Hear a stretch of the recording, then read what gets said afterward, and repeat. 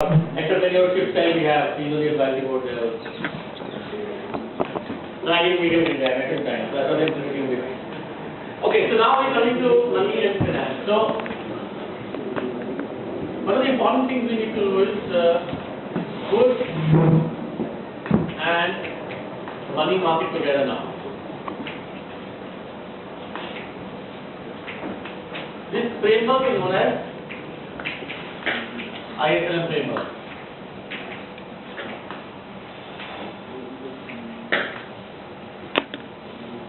IS, or I should rather call it JW.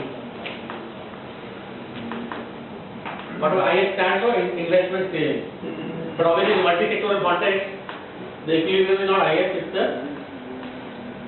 injection and withdrawal. This is good market developer. And how do we start this market and this market separately?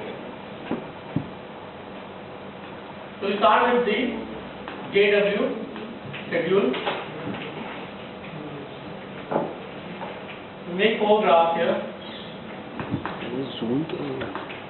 It may sound a little complex, but I'm hoping not to have difficult. So I'm trying to zoom it. You have to break it and then do it. Okay. What are the main things equilibrium is decided in the goods market? Goods market means the real sector of the economy. First, you have investment, rate of interest, and investment. But negative relationship, and also you can add here what are the equilibrium.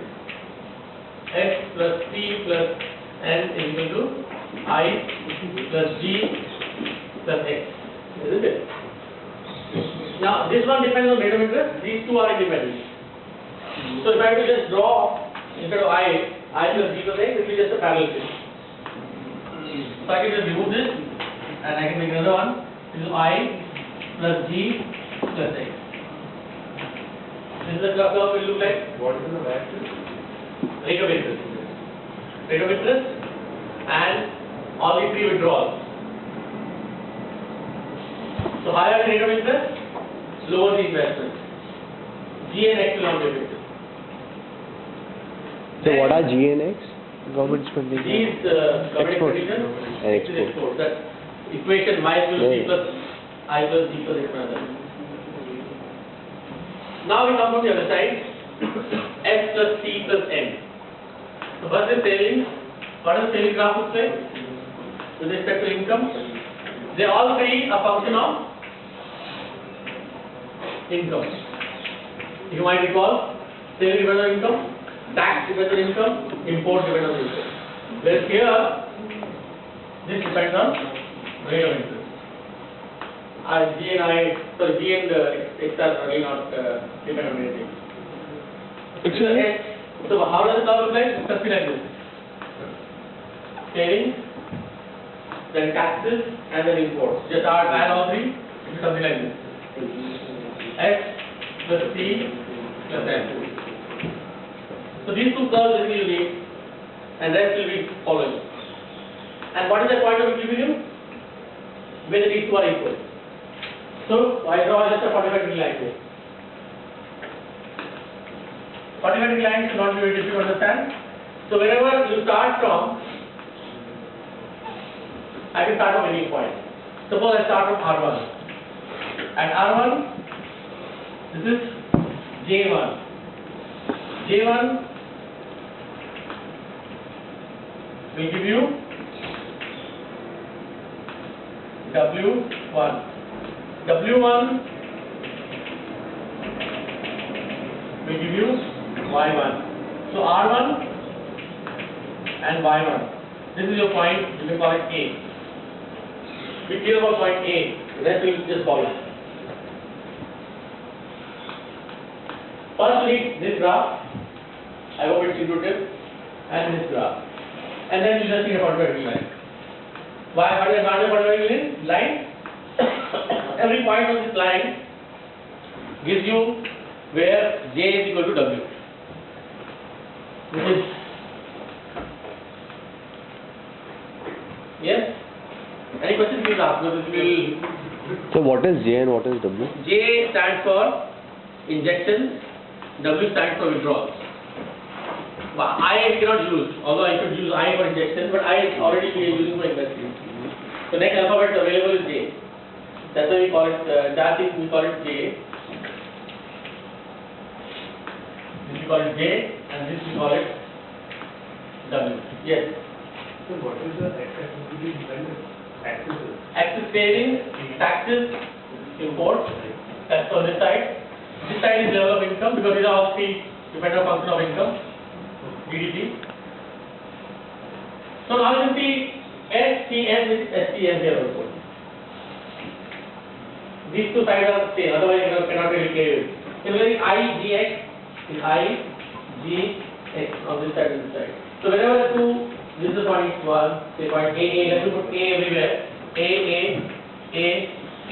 So these 4 A's basically you see different parts, giving you point A in the blank quadrant.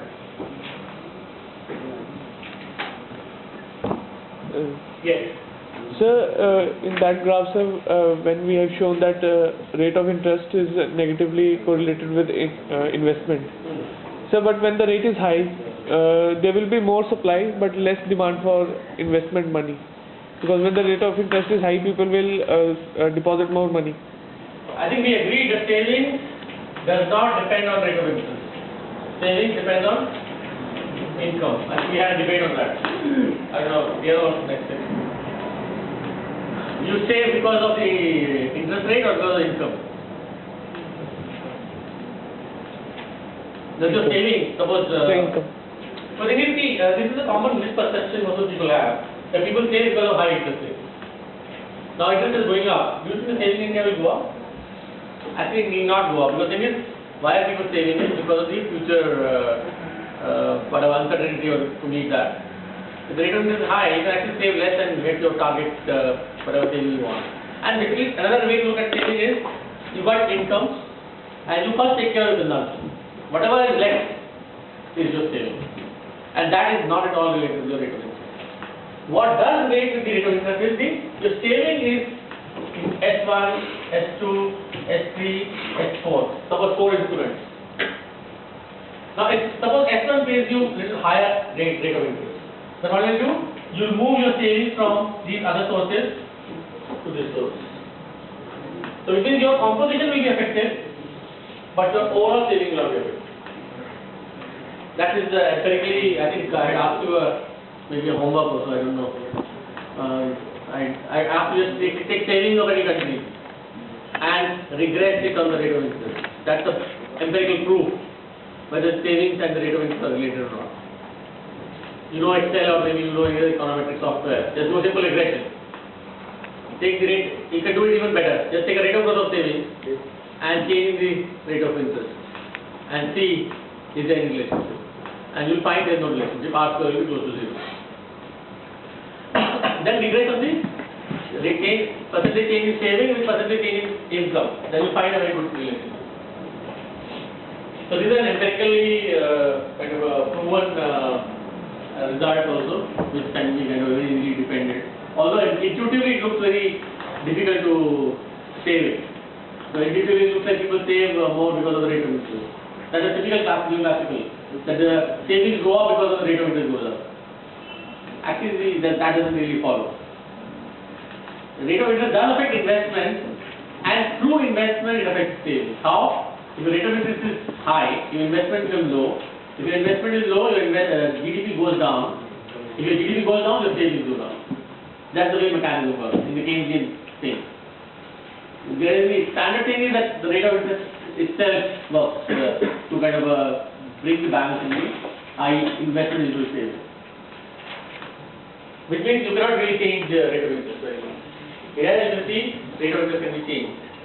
Okay, so now start with any other point, say very low rate of interest, R2, this is point B, point B, point B, point B.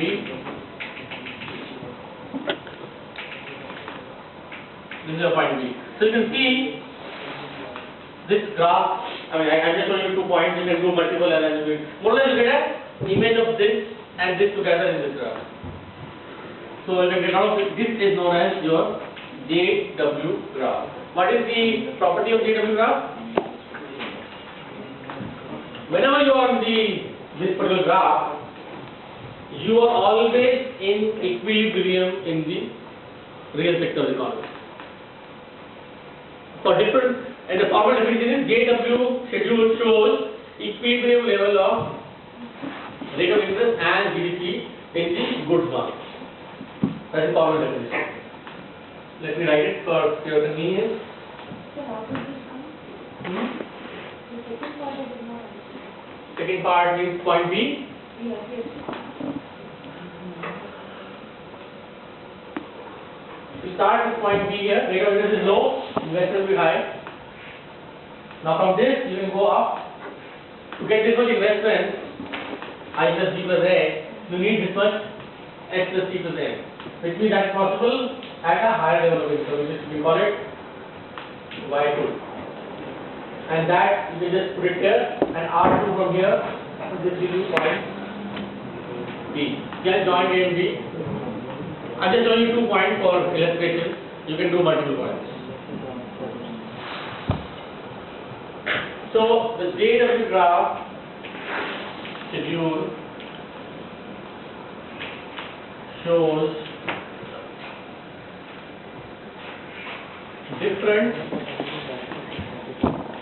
levels of Y and R, means GDP and rate of interest, for which the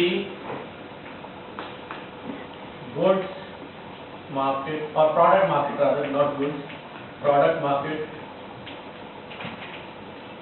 is in equilibrium. That's the definition.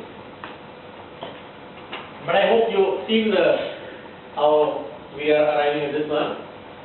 And the only thing you need to know is the standard investment graph basically, and this is standard savings graph. But only thing is your T and M kind of can change the slope of it depending on the actual realized exam. Is this clear? So this is your first part, product market. Now we come to the money market. The same thing we'll do the money market also. So what will happen if it is not on that line? So on the Okay, that's a good question. Let me show you here. This is graph. And suppose at your point B, at point B, you are here. Okay? So at point B, what is happening? Go up. This is your saving, S plus C plus N. It's coming out to be here. What about the investment? It's somewhere here. And to go here, what is the gap?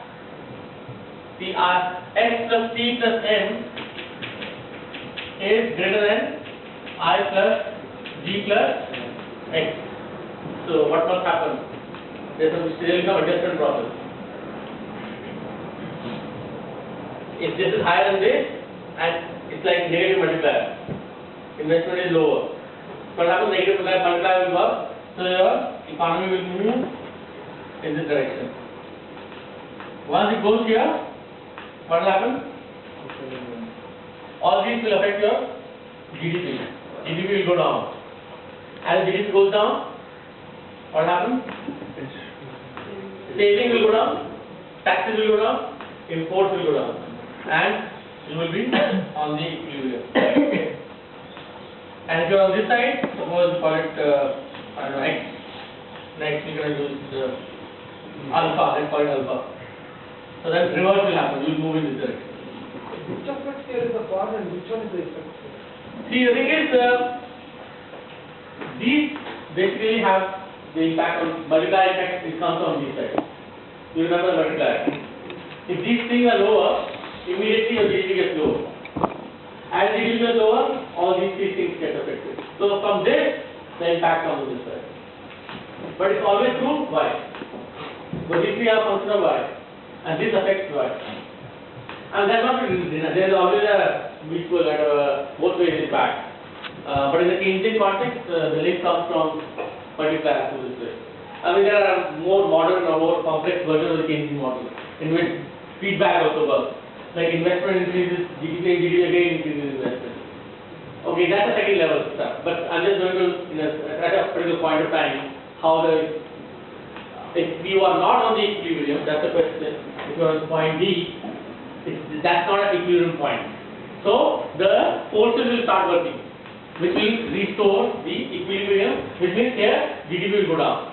As GDP goes down, all these three will be also reduced, and as they get reduced, what happens? The equality will be restored.